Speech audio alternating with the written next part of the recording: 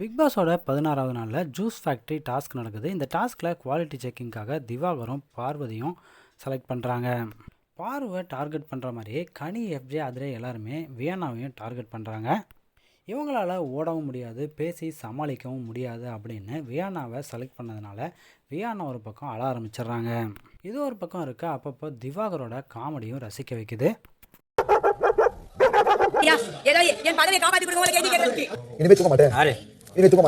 அடிக்கடி பகலில் தூங்குறதுல திவாகரும் ஒருத்தர். திவாகர் தூங்குறதுனால நாய் குலைக்குது.